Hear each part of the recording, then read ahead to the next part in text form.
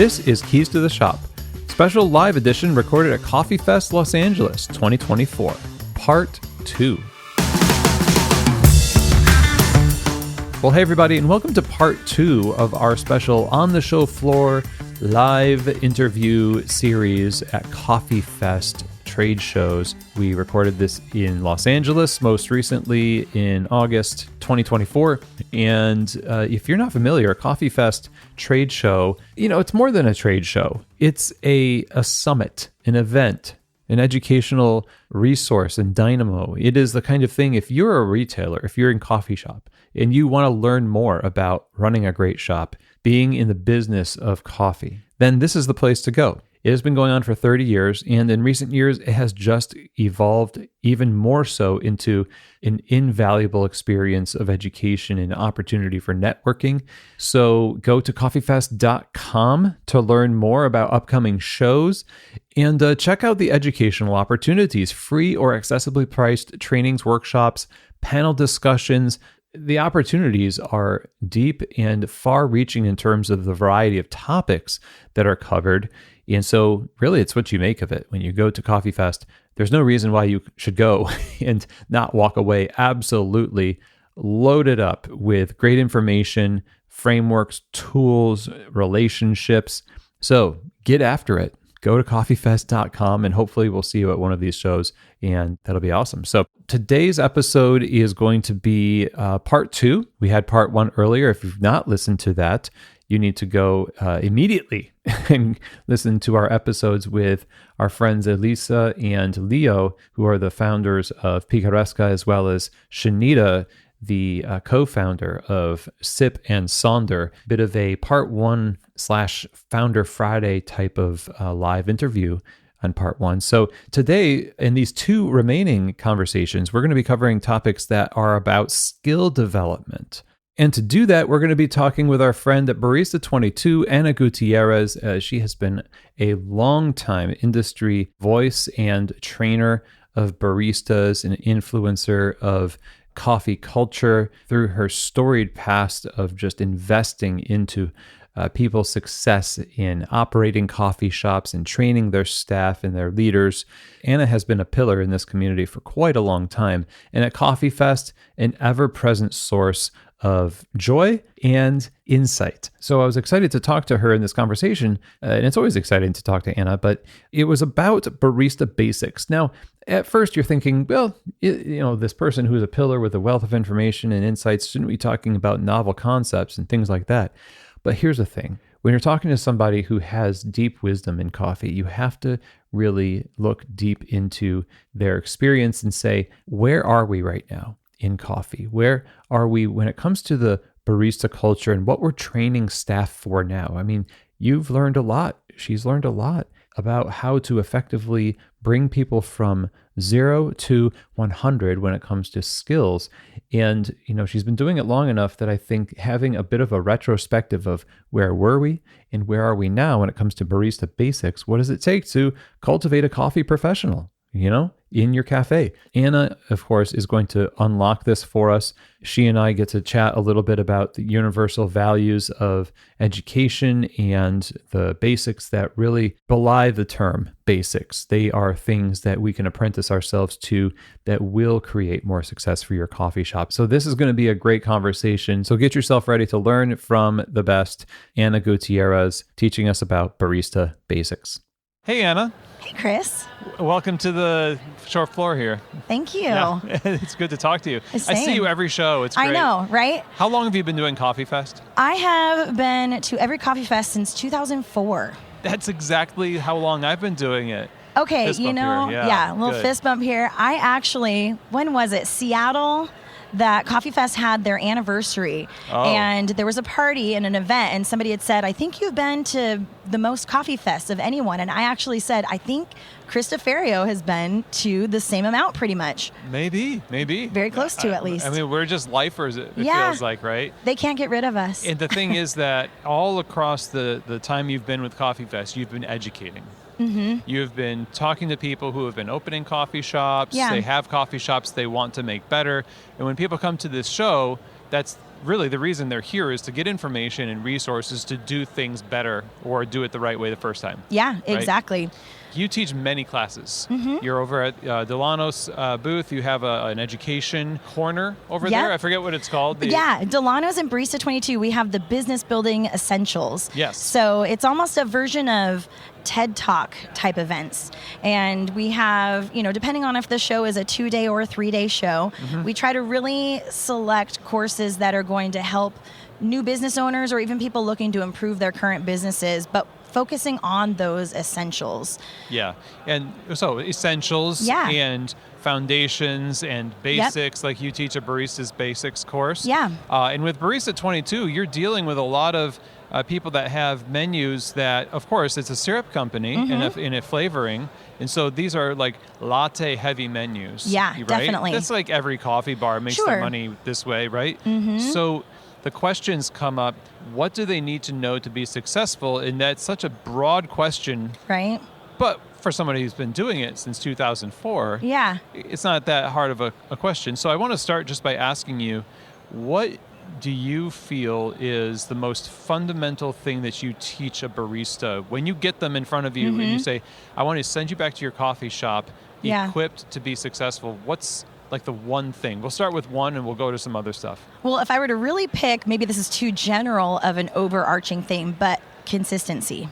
Okay. No matter what, when I'm teaching either Barista Basics or I teach on how to develop a training program, how to promote signature drinks, all of those, the foundation to them is essentially the ultimate goal is consistency. Yeah. And I think that's one of the biggest areas that businesses really struggle with, because when you have, depending on the location of your business, how your staffing is, some certain areas, they really struggle with turnover. Maybe it's a college town and people are kind of coming in and out. Or even having seasoned baristas that have been doing things a certain way for a long time, and then you bring in new baristas who are trained and they're doing things differently. And that's an area that I really find that businesses struggle with and need to focus on is consistency. And that's with those basic fundamentals. It's basically promoting that anytime a customer comes into your business, or if you have multiple locations, any location, any time of day, any barista, for them to have essentially a very similar experience every time. Yes, and that's going to be unique to the cafe, depending on your menu. Yep. I saw this somewhere online recently. It was like a coffee business owners forum or something. And somebody said, well, what videos on YouTube would you suggest as a training module for baristas? And I thought, that's an interesting question. And said, maybe there would be some caution here, because bringing in a lot of outside voices might create this hodgepodge of different opinions about distribution and milk steaming. So as an educator, knowing that these places have different menus and different customers, being consistent is only as good as it is contextually appropriate, right? Sure, yeah. So I guess there are some universal principles that no matter what your menu is, you need to be making espresso this way, or at least if you decide to do it, it's going to be consistent, like you say. So how do you really convey that to somebody when you're training Barista Basics so that they're going to take it and actually apply it when they get home? Yeah. So as far as Barista Basics specifically, I think it's really important to have, starting kind of like with a written portion of the educational piece, because it gives you a solid outline of what to follow along with.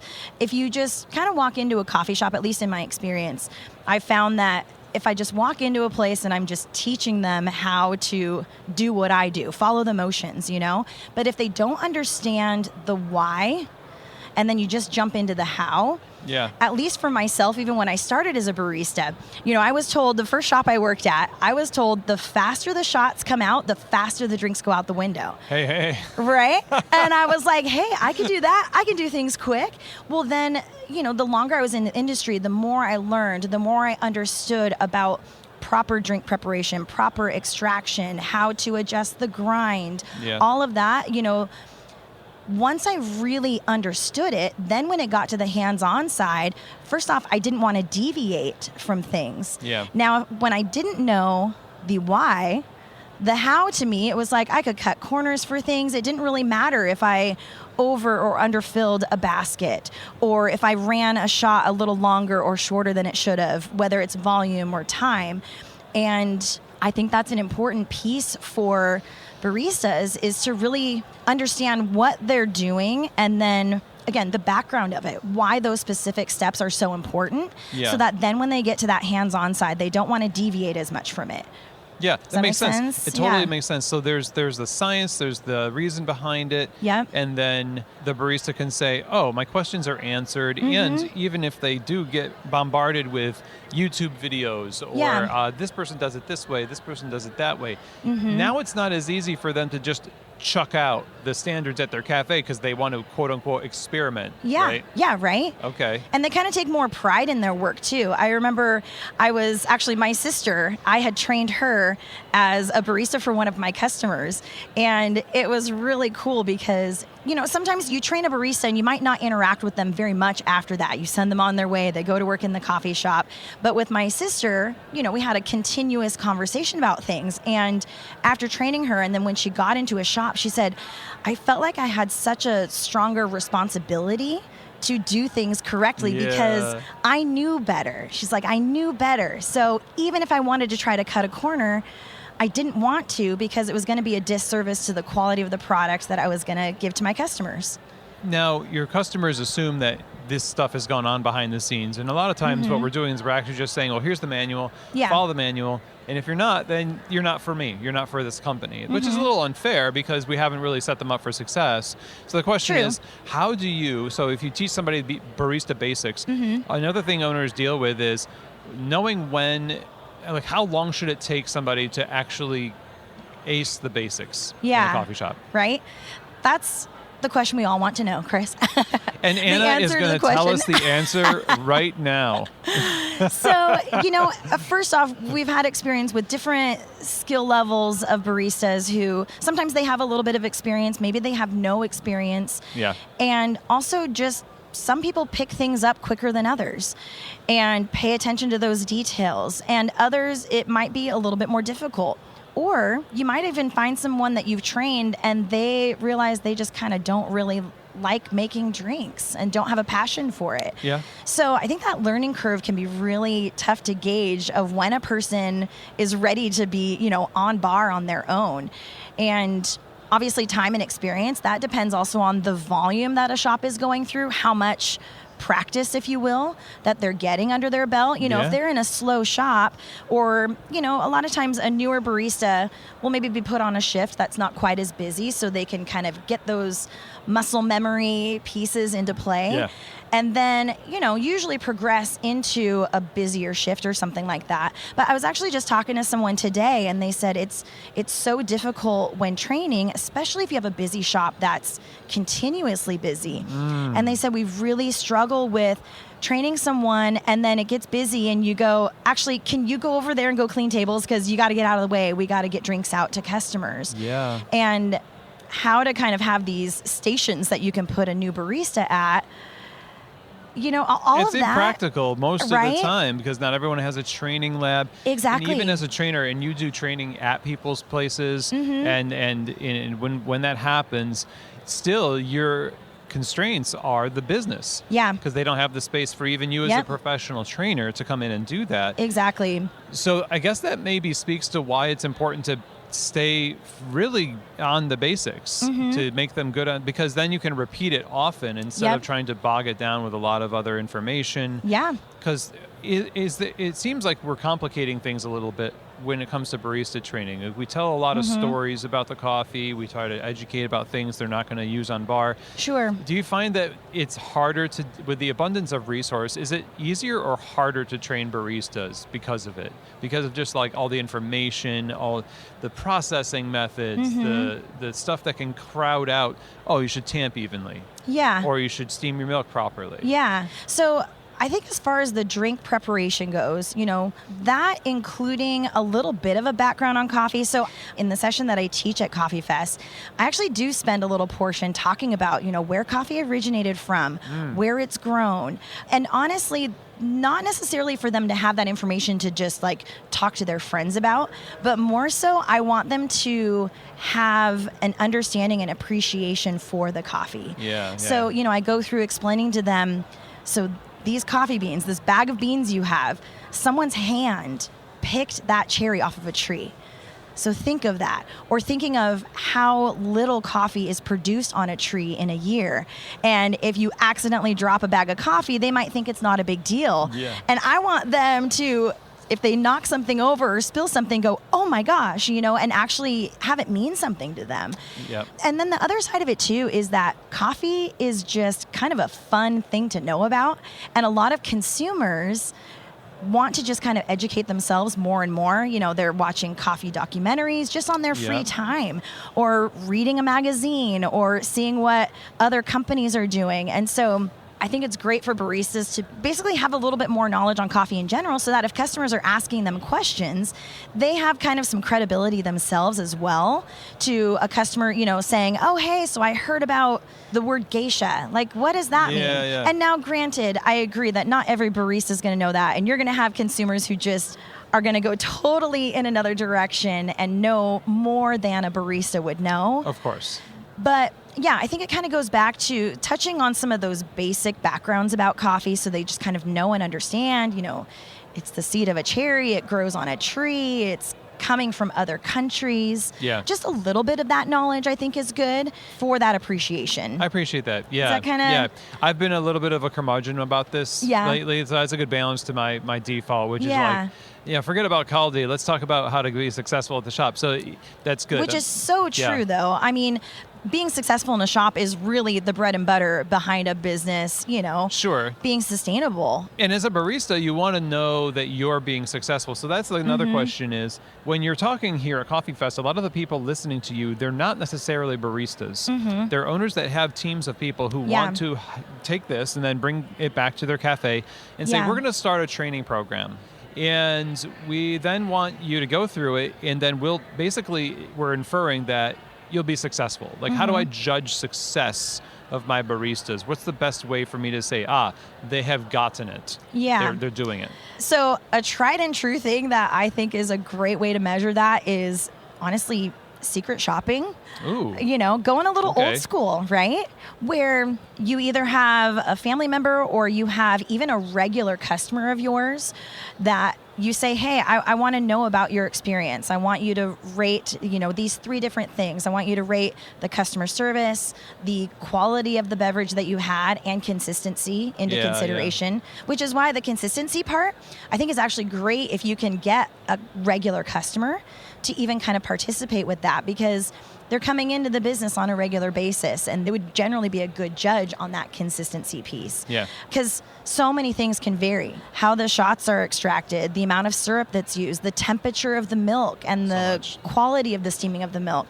Every one of those will affect that drink, So I'm a firm believer in secret shopping. I think it's also great if you're an owner or manager. One of the shops that I had worked at, whenever he would come in, we would kind of be standing there. We didn't know which person he was going to ask to make his drink.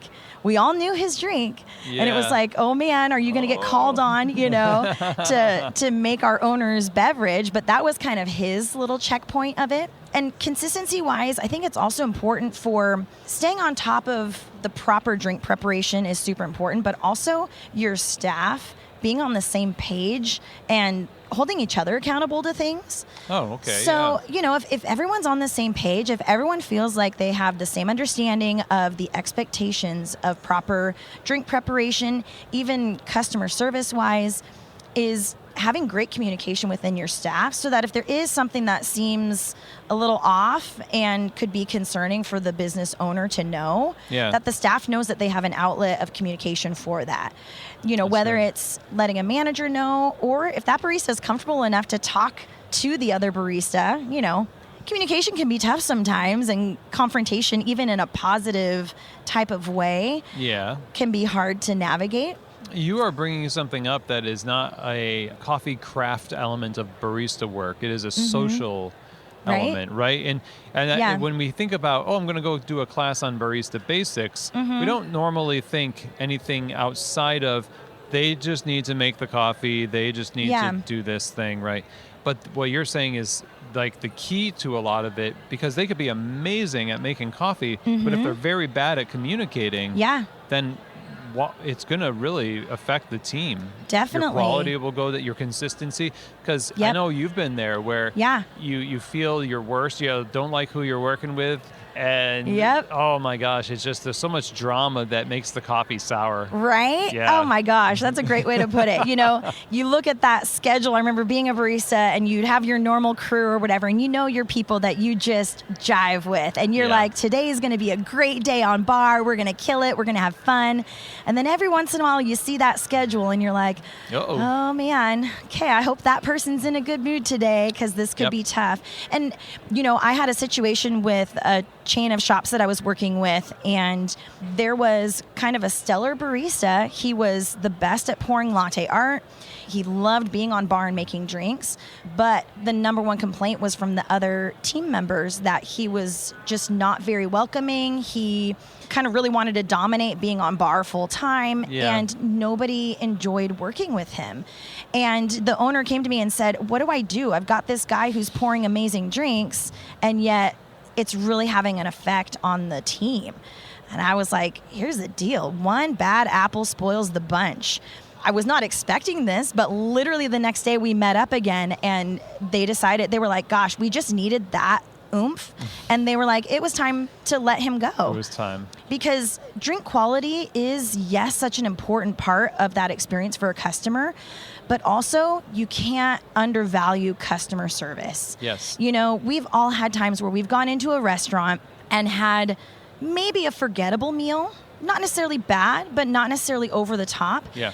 But you might remember that service that you had, and it elevated that whole experience. So it might have been a decent subpar meal, but that customer service level created a whole other situation. And on the opposite side, a very specific example, but my husband and I, we were in Las Vegas for our anniversary, and we were like, we're going to go to a really fancy dinner. This is going to be the most expensive meal we've treated ourselves to probably ever.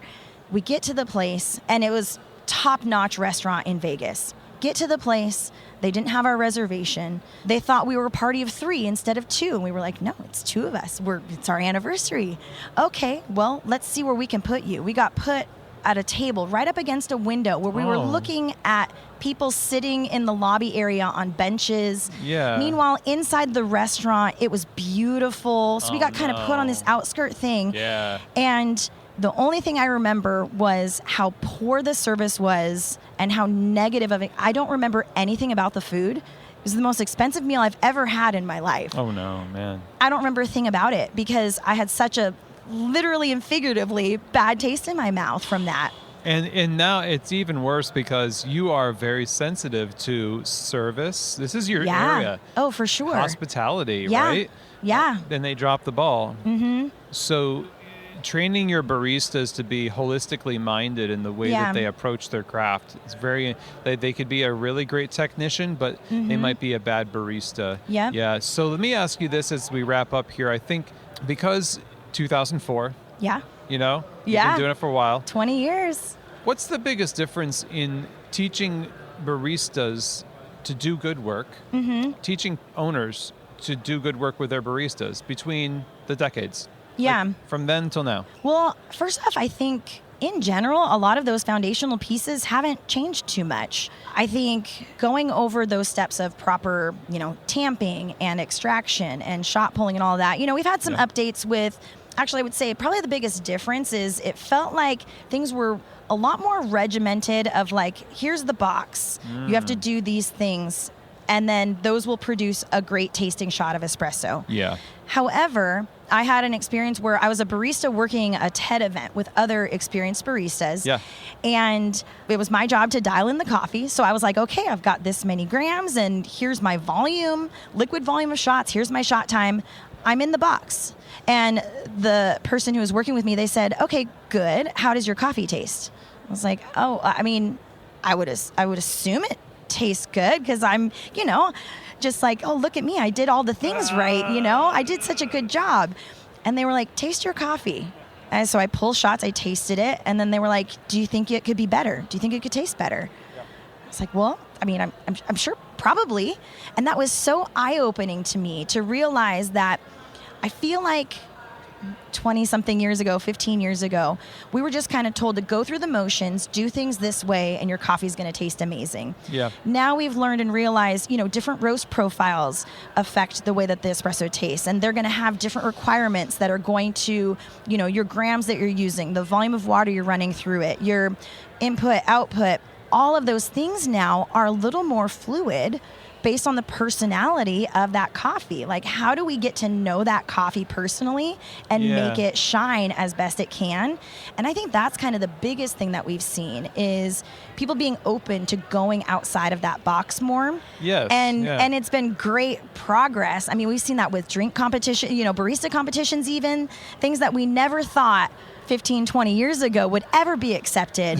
And now people are doing all kinds of crazy stuff. Oh, so many sacrilegious things. Oh, gosh, for the early 2000s crew. Yeah. Oh, yeah. But thank goodness they're doing it. Yes. And, as a follow-up to that, I'm curious if you think that this is because the equipment that we have today is so much more accurate. And yes, very maybe true. Did our rules have to be so stringent to make up for the inaccuracies of our equipment back in the day? Because remember, temperature surfing was a big thing that we used to do. Oh, for sure. And that's a whole thing to talk about. But now there's a lot more stability. Now we can have more freedom to express coffee. Yeah. Right?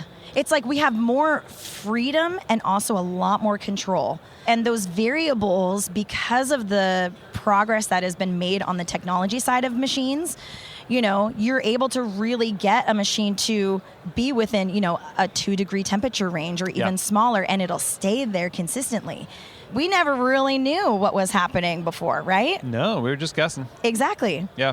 And now here we are. What a glorious day. Yep. Yeah. So, Anna, we could talk for a long time here, right? And I'm glad we got to talk for this time. Where can we learn more about what you do? And then also, look up like Barista 22 and everything else. I mean, anyone could inquire about either our products or reach out to me directly at anna@barista22.com. I love learning new things as well. Even though we've both been in this industry a long time, I love these shows and getting the energy from new people learning things as well as me learning something new myself. If you're not progressing forward and learning things, you're kind of sitting stagnant. So I love to share what I know, but also I'm happy to learn from others as well, or if they have tips or tricks for me. But those are kind of some of the main ways that they can reach out to me. Or if somebody wants some product samples, you can shoot us a message at info@barista22.com or go to our website, and we'd be happy to hook up people with some samples. Sweet. Thanks, Anna. Awesome. Thanks, Chris. Okay, everybody. Well, I hope that you really enjoyed that. And talking to Anna is such a great conversation about perspective and insights. And so huge thank you to Anna for joining me on the show. If you want more information about the company that Anna works with as a director of brand development at barista22.com, reach out to her on LinkedIn too, by the way, Anna Gutierrez. And that would be great for you to be connected because, again, what a great source and a wealth of information she is. So to round out our series here at Coffee Fest Los Angeles, we are going to be talking with our friend Sandra Elisa Loofbourow, who is the founder of a coffee consultancy called Loop Coffee Consulting. That's Loupe. Loop Coffee Consulting. She is a Q grader. She is an educator who really dives deep into the science of coffee and flavor and quality assessment.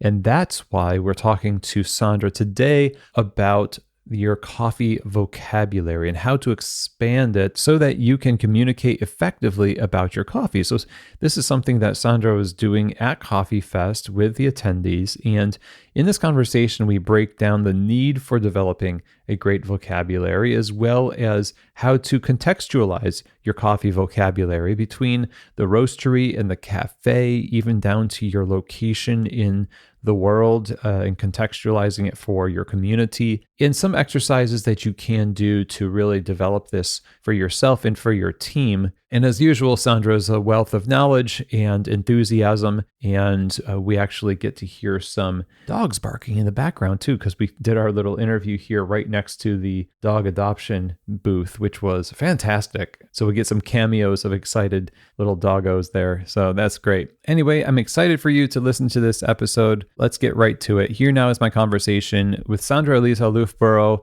of Loop Coffee Consulting on expanding your taste vocabulary. All right, Sandra. Hi. Hi, how's it going? It's going great. We're here at Coffee Fest, and we're right next to a bunch of different presentations happening. We've got a dog park next to us. It's amazing. They're a bunch of pitty puppies, Yes. and it's just incredible. Hopefully you can hear them in the background audio. There's a bunch of happy yelping. Yeah. Yeah, as opposed to customers with 1-star Yelps. These are like all 5-star Yelps. All 5.5, 6 stars out of 5, I would say. Well, it's good to get to talk to you. We enjoyed talking to you last time on the roasting-focused episodes on Rate of Rise, and now you're giving a presentation today on palate development and vocabulary for describing coffees, like thinking about and describing coffees. So what is it that you hope to accomplish at the end of a talk like that? What should people walk away with? Yeah, it's a big question. This is something I've been thinking about since I interviewed Viva Le Noir, which I sort of talked about in the last time we spoke. Mm-hmm. Palate development and sensory vocabulary is a skill, but it's also something that we're creating together all the time. Every time we talk about a coffee, for example, or anytime we talk about dinner or like my favorite pastry, that's all sensory vocabulary, and there is a professional skill of like professionalizing your language a little bit. Oh, wow. Which is something that we can practice and build, and it requires being in community. It requires tasting and talking about things with other people. Yeah, and so that means we should be more aware of what we're thinking when we're tasting. Is that half the battle, just being aware? Oh, absolutely. So going back to olfaction, like, you can practice your sensory skill of smelling things just by walking around Coffee Fest and like paying attention to what the aromas are in the air and trying to identify them. So half of it is, yes, just being aware of your environment and then being aware of your own reactions. So we each have a personal and cultural background that informs the way we perceive the world around us, and understanding how that relates to how other people perceive those same sensory inputs is another part of the battle. And that's really consequential to what happens both downstream and upstream from coffee, because how you describe a coffee, it has to sell to a consumer, but it also has to fairly represent the work that has gone before it. So how do you, when you pay attention to your reaction to a flavor, you could go down the route of always second-guessing your descriptors, right? So how do you end up landing on something that you feel good about? You mean, how do you feel that you're describing your sensory input accurately? Is that the Yeah, question? exactly. Without saying, well, like, this is my reaction to this, but I doubt my reaction. I don't want to be too decisive right now. But eventually, you have to decide this coffee tastes like something. Totally. Okay, so I think what we're talking about maybe a little obliquely is like insecurity around the cupping table. Yeah. And calling out flavor notes and thinking like, is this the right flavor note? Am I describing this correctly, in quotes? And the answer is that there is, like, correct is not really the language we want to use here. We can become more precise with our descriptors with practice, but the way that I experience my sensory input is accurate. The way I am experiencing things and the way I choose to describe it, or the memories or emotions that I use, that's accurate because that's my experience. What can be challenging is communicating that experience accurately to my audience. So if I have a really unique experience and I'm using very specific words that don't resonate with my audience, that can lead to a breakdown in communication or even confusion about the sensory descriptors we're using. And that's why it can be helpful to use standardized language. But standardized language around the cupping table is not the only way to describe coffee. So what is? What are some alternatives? Yeah, I mean, relying on your sensory, your lived experience, your cultural background, the wild fruits that you've eaten, the wild foods that you grew up tasting, using those as a launching pad and as building blocks to be more and more specific. So there's a couple like different concepts that we're throwing around here. One that really pushes me forward is the idea of a global language for coffee quality, which is what CQI does. I'm a Q instructor. And I understand that that can feel limiting. My perspective is that if we are all building this language together and we all have access to training for how to use this language, then it can be as infinite, as limitless as we allow it to be. It does not need to be bound in by strict rules about what words we're using. Yeah. And in that context, like I've traveled a lot, I've cupped a lot in Latin America especially. When I was in Bolivia, one of the first times, I found a really high level of cupping skill. The professionals there are incredible cuppers, and they have a really diverse and precise vocabulary, which is heavily influenced by the incredible variety of fruits in Bolivia, which I'm not familiar with, right? So every so often, or like every table basically, I would hear a new fruit that they used, and they all knew what they were talking about. I'm the head judge, so I'm calibrating everyone. In that context, I am the one that has to up-level my skill.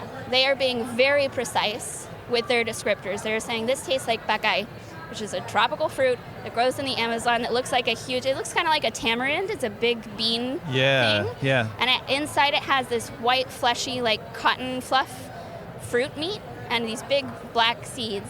And it's a really unique fruit. So they mention bacay, and I say, what is that? They tell me, and I'm like, okay, well, what does that taste like? And they tell me, and we get to an approximation. We somewhat understand each other, but because I've never had bacay, I can't fully understand what they're talking about, even though they're being extremely precise. Yeah. At that same cupping table, about an hour later, they actually brought me a bacay to taste. And that's how we build calibration, right? My vocabulary now includes bacay, which is a very precise flavor note. I have other words to describe it, but if I want to taste or describe exactly that flavor, I have a memory reference for it. Now, if you're using anecdotal things like that, your cultural things like bacay, it then requires you to say, what does that taste like? Exactly. Which is a lot more difficult. No, it just tastes like it tastes, yeah. Right? And that's what we do oftentimes, but it doesn't translate to somebody who's not familiar with it, even especially the consumer, when we say, well, we taste these things in the coffee. How do you break it down in a way that feels approachable, starting with the launching point of something culturally and very personal to you? Totally. So you're absolutely right. It's really hard to describe these sensory inputs. We're used to describing things that feel much more concrete, like visual input or texture, but the sense of smell and of taste can feel very amorphous, and it can feel very difficult to describe. Yeah. I will say that it's a skill that improves with practice. So that, again, we go back to where we started at the beginning, which is you have to taste things with people and talk to them about it. And there's going to be differences of opinion. Yeah. There's going to be different vocabulary. And it's our job to sort of sit in that discomfort and build language that brings us together. Sit in the discomfort, yeah.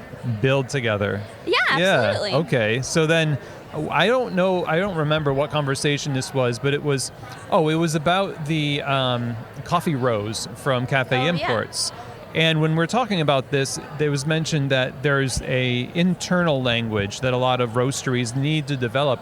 I'm curious about your opinion on that, because it feels like the number of roasteries out there could all have different vocabulary. The lexicon they use just needs to be consistent within their roastery. Is that advisable?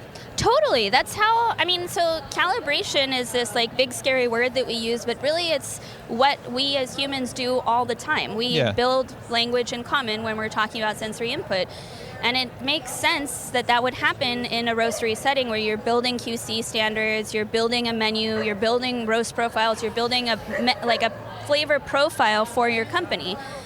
By necessity, you have to build common language around that, right? Yeah. The difference here, and we talk about this in the queue a little bit when we talk about Flavor Active and Laneda Cafe and different flavor references, like in the sensory lexicon. What we're talking about, building that internal language in a roasting company, is critical for the function of that roasting company. We also need to be able to almost code switch and realize that, okay, this is the language I use when I'm in my company at my work, but when I'm at a Cup of Excellence cupping, or when I'm at a cup quality competition, or when I'm at the buying table with the trader who's trying to sell me coffee, I can't use these funny little inside joke or very specific technical words that only my company understands. I need to use more global language.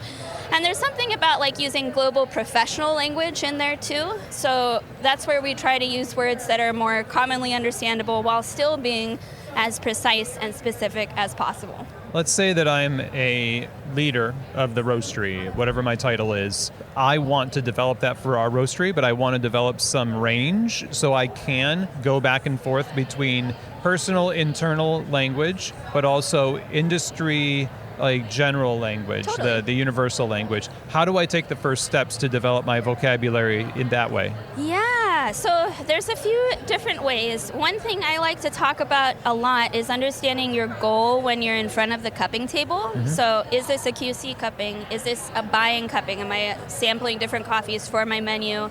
Am I at origin? Am I just doing a friendly cupping? What is the goal? And oftentimes the goal of the cupping will inform the language that I'm going to use. Oh, interesting. Yeah, if I'm doing a QC cupping with my roasters, I'm probably going to use our internal company language, right? Because we have a shorthand, we communicate about this every day, and we have a specific need that needs to get achieved.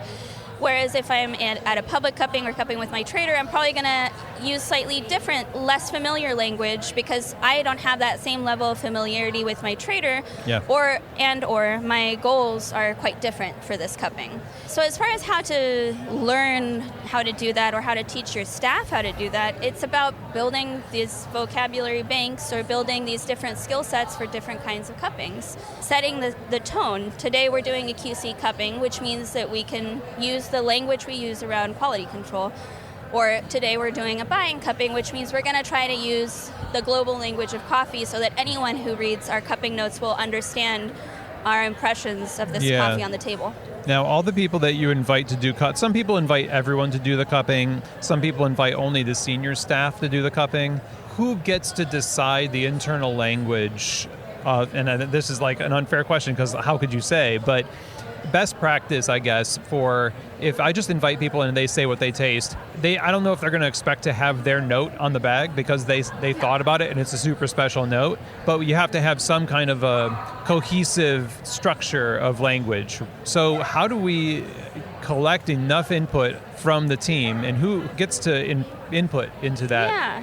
Well, so I think you're asking a few different questions there. One I want to pull out is this idea of how do we build the language together? Yeah. And I want to highlight again, this is something that we do pretty organically as humans. If you think about couples language or local dialects or local slang, this is something that humans create. We create language that's unique to our group. And the same thing happens around a quality control cupping table. If I cup with the same people for 5 years, we're going to have inside jokes or funny little words or specific descriptors that mean specific things just because that's how we build language together. Yeah. So you don't have to think about it too hard. It's just going to happen. Okay. The other part as far as who gets to decide what tasting notes go on the bag, it's someone needs to be in charge of that. I guess, and that's where we get to okay, well, what is the goal of the menu? Who is the ideal customer? What did I buy this coffee for? What am I roasting it for? Yeah. And as far as you spoke about building the vocabulary assets basically for describing a coffee. That's all about good note-taking and good QC systems so that you're capturing all that information and you have it easily available when you want to go describe your coffee to a potential customer. Nice. No, that's a great answer. I think that especially taking the pressure off yourself when you say it's just going to happen, that's good to remember that the mind is like an organizing organ, right? And so it will create systems, whether you're actively creating systems or not. Yep. So especially around language. Oh, yeah. Yeah, specifically. We want to build language that makes us feel like we're in community, like we have shared language with other people. Last question here. When we get feedback from consumers, our customers, about coffees, how likely is it, or actually just is it good practice to maybe change some of the descriptors that we're using if they don't land? How do we know that they're not landing? Is it that they're not buying the coffee? Should we be changing it up based on the sales of our beans? How does that evolve?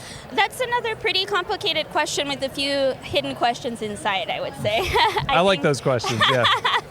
So first, I think as a company, you need to decide what is the driving force behind my coffee menu. Is it that I want to feature specific coffees or producers that I feel a strong connection to or wish to highlight for my own reasons? Yeah. Or am I building a company that is for the consumer and I need my customers to buy into my product and I want them to be part of the conversation around which coffees I'm serving and how I'm serving them? So that's part of it. As far as collecting data for how tasting notes impact sales, that's fascinating. I would love to know if anyone out there is doing that. Yeah. I feel like tasting notes still on retail bags are a little bit of a wild west. There are definitely some companies that stick to basically like SEO words, like trending hashtag flavor notes that they know people will be attracted to, which is smart. And I also see a lot of folks pushing to have a larger diversity of tasting notes on the bag on purpose, because the language that we currently use to describe coffee is often pretty whitewashed. It's like pretty sanitized almost, I would say. Yeah. And so there are roasters who proactively put more interesting or harder to find notes on the bag in the hope of sort of starting those conversations and being true to the complexity of the coffee too, right? We don't have to simplify the way we describe the coffee because we're afraid people won't know what we mean. Interesting. Yeah, that is fascinating. So if anyone's out there and they're like, hey, we do that, we've got a whole lot of data, let's share it. Absolutely, yeah. Especially if you're tracking how your descriptors impact sales, that would be a lot of fun. For sure, yeah. Well, Sandra, thank you so much for taking the time here. Where can people learn more about you and what you offer in consulting? Yeah, so I have a company called Loop Coffee, L-O-U-P-E, and I'm a Q instructor. I teach all around the world, basically. I post a lot on social media, including like informative videos. I have a lot of digital downloads and free resources on my website, which is loop.coffee. So keep an eye out for me there, and always feel free to reach out if you want to chat. Excellent. Thank you. Thank you. Okay, everybody. Well, I hope that you enjoyed that. If you are interested in having Sandra as your instructor, as your teacher, somebody who, can consult you, you're in luck because that's what she does. You can go to sandraloofbourow.com. That's where you can find out more about Loop Coffee Consulting, about upcoming courses, about the Coffee Quality Institute CQI testing, and that is the world that she occupies and is expert in. So that's the next step. If you really want to dive deep into that world, Sandra is there to help guide you in the process. So a huge thank you to Sandra for breaking this down for us at Coffee Fest, and I truly appreciate your insights. And with that, that is the end of our episode today. I really appreciate all of you taking the time to listen. Again, go to coffeefest.com to learn more about this great trade show and to learn more about educational opportunities that you just heard about through these conversations. These are all instructors and presenters at Coffee Fest telling their stories, giving insights. And if you want even more of that kind of thing, go to coffeefest.com, sign up, and attend one of the upcoming shows. If you want to talk to me about anything, if you just want to reach out, say hey, start a conversation, it's chris@keystotheshop.com, CHRIS@keystotheshop.com, and I definitely would love to chat with you. So that's it. Thanks, everybody. And as always, I hope that this episode has truly given you keys to the shop.